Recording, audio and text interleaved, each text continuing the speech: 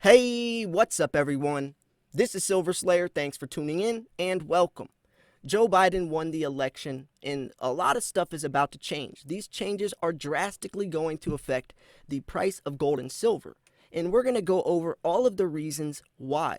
Before we jump into that, though, I got to give a disclaimer. This is not a politics channel. I'm not going to speak politics. I'm not going to speak who I thought shoulda won. I really don't care about who you think shoulda, coulda, woulda won either. This is strictly from an investing perspective. Now that we got that out of the way, let's jump into things. Before we knew who was going to take the victory, I was always saying that regardless of who won, it was going to be bullish for precious metals, and that's definitely true. But since Biden won, things are going to get a lot worse for the dollar and a lot better for gold and silver. And I say that for a couple different reasons. First reason is the massive stimulus. More stimulus than Donald Trump. McKinsey putting together a $10 trillion plan to, quote unquote, save the economy or save the government. I'll be going over that whole article in a separate video later on today, so stay tuned for that. But it's definitely going to hurt the dollar. We know the dollar is directly correlated to gold and silver prices. When the dollar index is low, or when the dollar's hurt, gold and silver are up, and vice versa. When the dollar's up, gold and silver are down. That's a direct correlation. There is no going up together, or that's not how it works. When one's up, the other one's down. And we know that when you're throwing trillions of dollars into the economy that we just simply don't have, it's going to affect and hurt the dollar.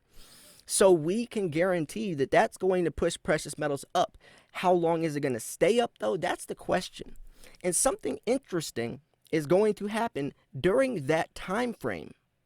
And that is because when that stimulus goes out, we also have more money from Joe Biden getting thrown into the economy for this green energy.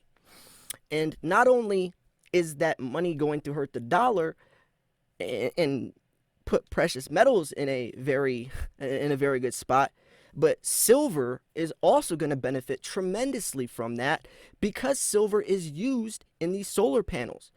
Green energy, solar panels, photovoltaic cells are in solar panels. That's silver. So silver demand is going to rapidly get pushed up over the next 5 years.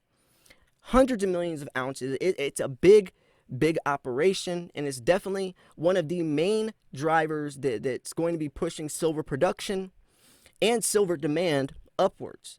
Not only that, we have 5G technology, the 5G towers, electric vehicles, and many other things, and a lot of things that aren't discovered yet. Scientists look at silver as a, no pun intended, a gold mine, because silver is the most highly conductive metal for thermal conductivity and electricity. And as we advance technologically and as we go into a new digital era, silver is the perfect asset, especially for how cheap it is. So we definitely see the direction things are going to go. Gold and silver have been sitting pretty stable in a very unstable environment right now, which is interesting. And I think people are starting to get on the same page, knowing and understanding that regardless of who wins, it's going to push precious metals up, right? That is very vital information to know, because we kind of had a glimpse into the future a lot quicker than most. Stock markets, very wishy-washy, very bipolar. You really couldn't tell, and still till today you won't be able to tell. There could be a lot of volatility, so a lot of opportunity, but most of us on this channel are buy and hold stackers. Buy low, sell high. All right, buy the dips, sell the tops. We're not looking to day trade, and if you are, be extremely careful. But there is opportunity, but wherever there's risk, there is, wherever there's opportunity, especially to that, margin, there's a lot of risk. So be careful. Now, when things start to settle down, this is where we're going to get interesting. When things settle down, that's when precious metals are going to pick up. When all this chaos, when all this controversy, when all this settles down next year, that's when people can start getting a sense of direction of the markets. Now, not just talking about gold and silver here. I'm talking about stock markets, everything. But there's also something that we have to watch out for: the global pandemic. Numbers are getting worse, numbers are increasing, not decreasing. It's getting worse. And that is something a lot of people haven't been really paying attention to because all of the focus has been on the election. I covered an article a couple days ago how the economy's in red alert, and most people don't even know. They're so focused on the election and this is the scariest part. Most people think that the pandemic is kind of blown over, it's kind of getting swept under the rug. It's kind of it's decreasing. And that is the exact opposite of what's happened. And it's probably getting worse because people think that. People are getting more lackadaisical. They're not, they're not taking the precautions they once were because it's kind of getting old. It's been going on for so many months now. I'll wear a mask, or I'll go around that person even though they were exposed, or I won't stay 6 feet, or I won't stay in the house. I'm gonna go to these Halloween parties and election parties and the holidays, and I'm gonna go out to that's what's happening. And the very interesting part about this is, since we have a new person in office, there's going to be a new strategy, and that strategy is going to take time. We're going to have to restart, rebuild everything. I mean, Joe Biden did, I guess he did, what was that virus? A couple years ago, what was it? The I can't even think of the name right now. But he handled that pretty good, right? He handled that pretty good. When we look forwards, we have to look realistically, right? We have to look realistically. If things do get worse, I'm not saying they will, but if things do get worse, this is going to be I can't say the word, I don't want to say the word, but a crap show, to say the least. Because the dollar is extremely weak right now. Countries are opting out of the USD being the world reserve currency. This pandemic has exposed us. It's exposed how broke America really is. So not only that, so people know we're broke, and then they're going to see everyone in the world's paying attention to America right now. Then they see we're throwing out trillions, $13-14 trillion, while we're $27 trillion in debt. Almost half of, or more than half of, our entire nation's debt over time is about to get thrown in one setting under less than a couple months. And if that isn't scary, then I don't know what is. Now, yes, it's great that he's going to help the people. Yes, it's great. 100 houses that make under $125,000 get free college tuition. All these different things. It's amazing, and it's going to help a lot of people. And I'm not saying that I'm against that. I'm just worried because there will be consequences, right? There's going to be consequences. See, I'm trying to look at this from a neutral, not looking at who I think should win or who I want to win. I'm looking at this from an investing standpoint, a statistical, realistic standpoint, and this is what is happening from a realistic, unbiased perspective of who I think is going to win. When that much money gets thrown out, there's going to be consequences because we don't have that money. We definitely don't have. I mean, we're 27 trillion in debt right now. So throwing 13 trillion more on top of that, what do you think it's going to do? It's going to kill the dollar. And when that happens, it's only going to be bullish for precious metals. But that's really not the point here. What's going to happen to the dollar? What's going to happen to our financial system? The FOMC meetings, the Fed can't just, can't just print this money up out of thin air and expect people to just keep going along with it. There's going to be something new in place. A lot of people are saying a digital currency, right? A digital currency. We're in the digital age. Go to the store, even before the pandemic. No one's using dollar bills anymore. It's all digital. Cardless ATMs, cashless nations, right? It's the swipe of a card, virtual wallets, card-free ATMs. It's all virtual now. So we're going digital. And if I was going to think there would be a new currency in the future, it would definitely be something digital.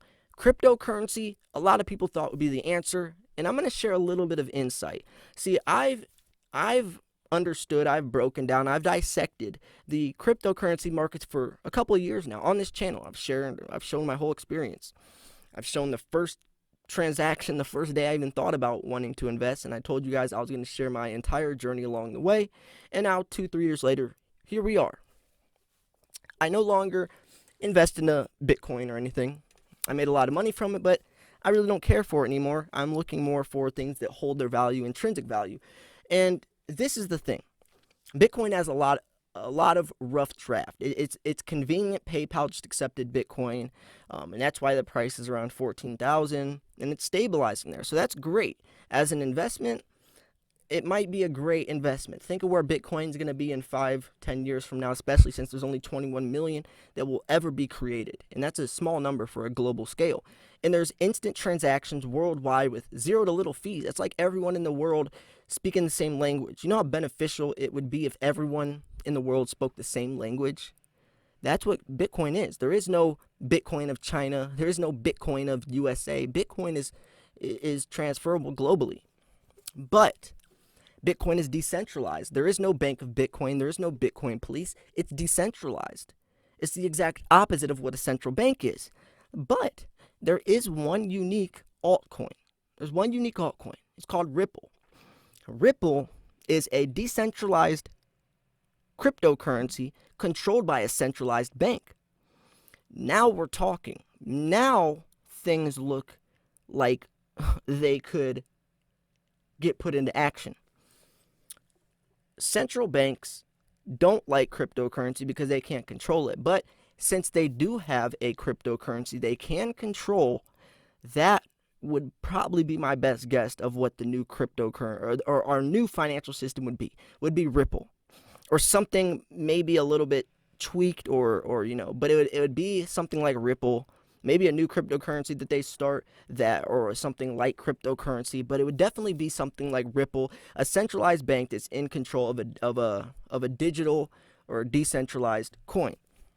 Now, is that good or bad? It depends. I mean, that's looking a little too far ahead. For precious metals, this is the bottom line though. No matter what happens, no matter what scenario plays out, no matter what direction anything goes, gold and silver are going to come out on top. You can't say that about any other investment. Nothing else. Stocks are in the air, right? Cryptocurrency's in a very weird spot too. I'd say cryptocurrency is actually pretty bullish as well. Maybe not bullish, but stable. Now, if you are an SHTF, if you're someone like me that needs to be in complete control of your wealth, then you understand that, cryptocurrency is great, but maybe use the profits that you make off Bitcoin to reinvest into gold and silver, right? Because if you can't hold it, you don't own it. So there's a lot of different things happening. The main thing I'm worried about is the stimulus and this $10 trillion that McKinsey is talking about that can save, quote unquote, save the economy or whatever. That's too large of a number, in my opinion, to feel comfortable with. Yes, it probably can help a lot. Probably going to be great, but from an investing standpoint, from someone who's looking realistically into the world, that could be very dangerous. There's consequences. When you do something, there's a consequence behind it, especially that large of a number when we just don't have it. If we had it, or if we could figure out some type of plan that could make things work, or then great. But in our situation right now, how severe things are, I don't know if that's the best idea. So anyways, I'm going to wrap this video up here. Put that in the comments. What do you think about all this? What do you think about all this? Do you think this is good? Do you think this is bad? I don't care who you think's going to win. I don't care who you think's going to win, right? I really don't. But from an investing standpoint, what do you think the markets are going to do? Do you think the markets are in a good spot, a bad spot?